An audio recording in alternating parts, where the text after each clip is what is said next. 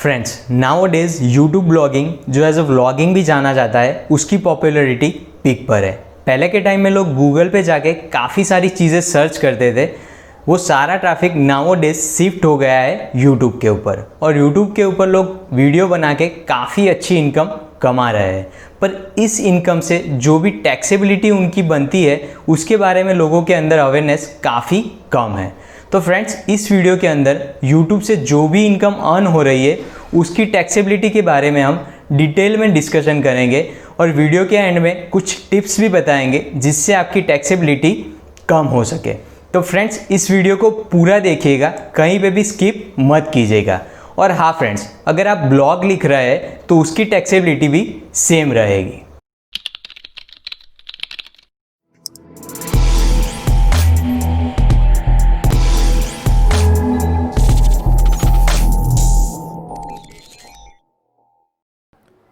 Friends, सबसे पहले बात करते हैं how AdSense income treated under income tax.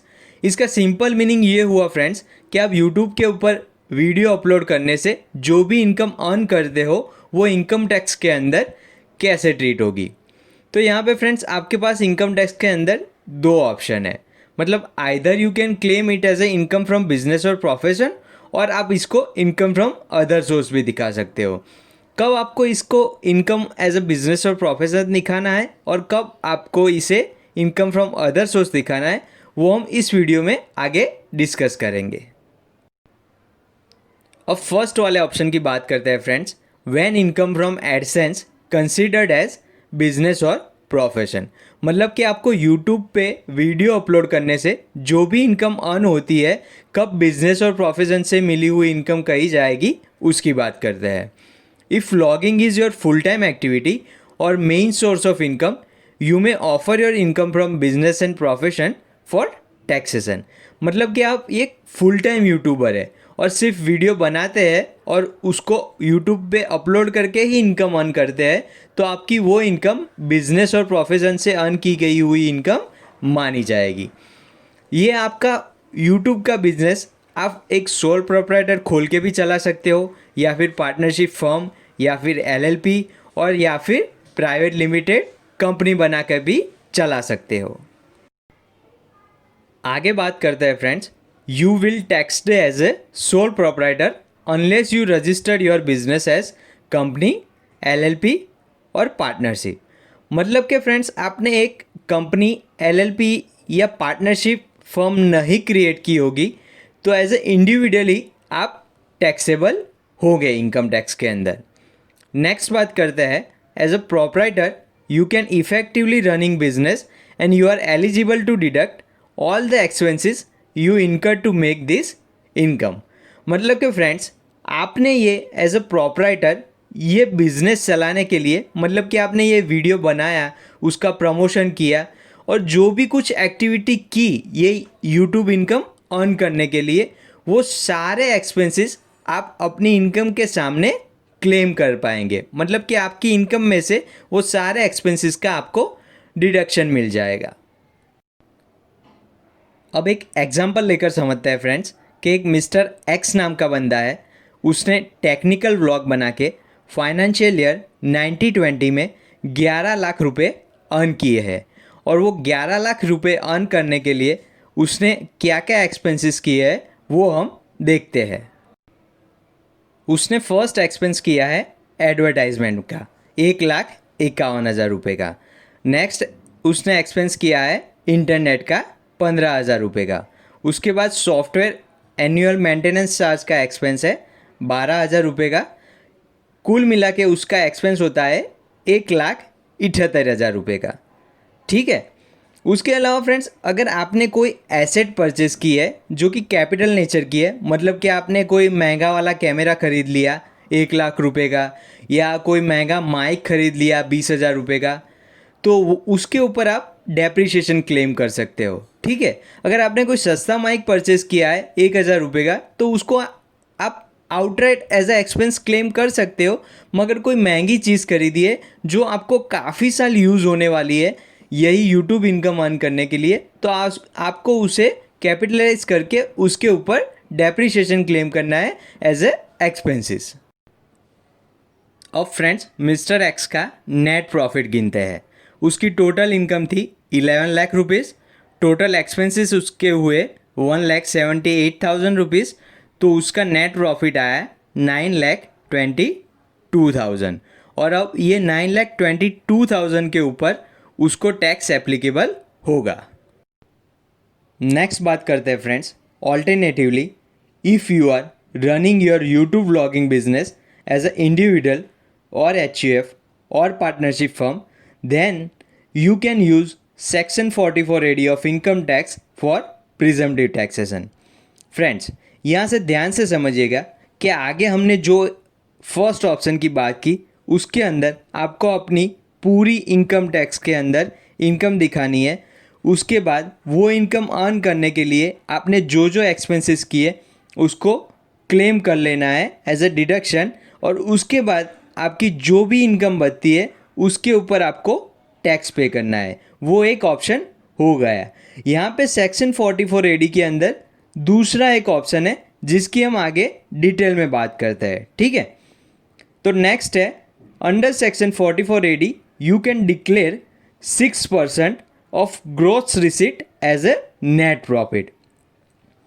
मतलब कि सेक्शन 44AD के अंदर आपको ऑप्शन है कि अगर आप ये चूज़ करते हैं तो आपके पास जो भी यूट्यूब के अंदर से इनकम आई है उसका 6% नेट प्रॉफिट दिखा सकते हो। मतलब कि यहाँ पे आपको कोई भी डिडक्शन नहीं लेना है, कितने एक्सपेंसेस किए हैं वो कंसीडर्ड नहीं होंगे, सीधा आपने जो भी कमाया है उसके 6% हो जाएगा। मतलब कि यहाँ पे फ्रेंड्स सेक्शन 44AD के अंदर ये फंडा है कि आपने यूट्यूब के अंदर से जो भी इनकम अर्न की है उसका 6% आपका नेट प्रॉफिट माना जाएगा। मतलब कि यहाँ पे आपने जो भी एक्सपेंसेस किए हैं वो पिक्चर में नहीं आएंगे फ्रेंड्स। हमारे आगे वाले एग्जाम्पल को कंटिन्यू करते हैं फ्रेंड्स।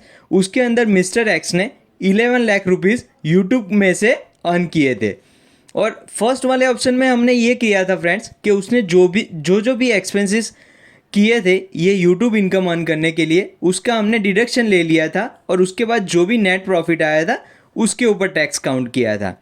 यहाँ पे सेक्शन 44AD में ऐसा है फ्रेंड्स कि जो भी इनकम आपको अर्न हुई है उसके ऊपर आपको 6% करना है, और वही आपका नेट प्रॉफिट माना जाएगा, और वही नेट प्रॉफिट के ऊपर आपको टैक्स लायबिलिटी काउंट करके अपना टैक्स पे करना है। फ्रेंड्स अब सेक्शन 44AD के कुछ इंपॉर्टेंट पॉइंट्स के बारे में बात करते हैं। फर्स्ट है, you can not utilise this section if your gross receipt is above 2 crore. मतलब कि फ्रेंड्स आपकी यूट्यूब में से होने वाली इनकम 2 करोड़ से ज़्यादा है तो आप इस सेक्शन को नहीं यूज़ कर पाएंगे as a business and profession income count करने के लिए।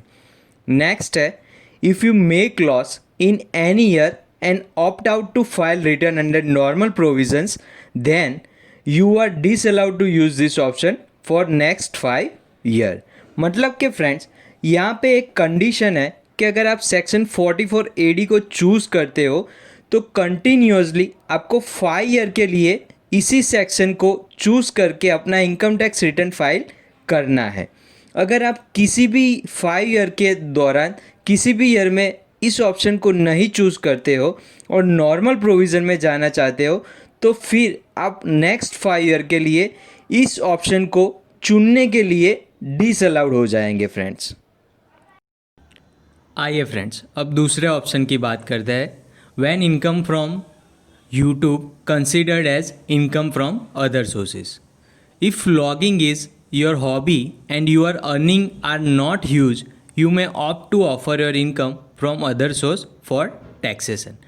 मतलब कि फ्रेंड्स आपकी अर्निंग बहुत ज़्यादा नहीं है यूट्यूब से और आपने व्लॉगिंग स्टार्ट किया है एज अ हॉबी। मतलब कि आप फुल टाइम ये एक्टिविटी नहीं कर रहे हो, आप जॉब भी कर रहे हो और पार्ट टाइम में जब भी आपको मिलता है टाइम तब आप यूट्यूब के व्लॉग बना रहे हो, तो आपके पास ऑप्शन है कि आप आपकी वो इनकम को income from other source offer कर सकते हो।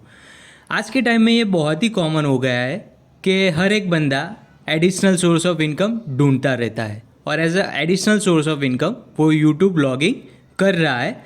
तो उसके पास एक ऑप्शन है कि वो इस इनकम को income from other source offer कर सकता है। एक एग्जांपल लेते हैं फ्रेंड्स।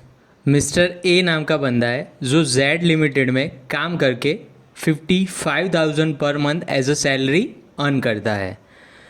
वो पार्ट टाइम में लॉगिंग भी करता है फूड प्लेस को रिव्यू करने के बारे में, और उससे उसकी पर एनम इनकम हो जाती है 1,20,000। और मिस्टर ए का एक्सपेंसेस होता है 35,000 एक्सक्लूसिवली ये फूड के रिलेटेड व्लॉग बनाने के लिए, जिसके अंदर कैपिटल एक्सपेंडिचर इंक्लूड नहीं है। तो फ्रेंड्स, मिस्टर ए की इनकम फ्रॉम सैलरी हुई 6,60,000 रुपीज़ पर मंथ 55,000 रुपीज़ के हिसाब से, और उसकी इनकम फ्रॉम अदर सोर्सेज हुई 85,000 रुपीज़, क्योंकि उसकी पर एनम इनकम थी 1,20,000 और उसमें से उसका डिडक्शन हुआ जो एक्सपेंसेस किया था उसका 35,000 रुपीज़। तो इस हिसाब से वो अपने इनकम टैक्स रिटर्न में वो इनकम दिखा सकता है। और फ्रेंड्स, यहाँ पे इम्पोर्टेंट नोट ये है कि आप कैपिटल एक्सपेंडिचर क्लेम नहीं कर सकते हैं जब आप अपनी इनकम फ्रॉम अदर सोर्सेज में दिखा रहे हो तब। So it is always advisable to offer the income under income from business and profession if there is capital expenditure like purchase of camera, computer, etc. मतलब कि फ्रेंड्स, आपने कोई भी कैपिटल एक्सपेंडिचर किया है तो आपके लिए ऑलवेज बेनिफिशियल रहेगा कि आप अपनी व्लॉगिंग इनकम को income under business and profession के अंडर में ऑफर करें। तो फ्रेंड्स, अगर आपको ये वीडियो पसंद आया हो तो वीडियो को लाइक करना मत भूलिएगा। अगर आपके कोई वीडियो के रिलेटेड डाउट हो तो मुझे कमेंट करके आप पूछ सकते हैं।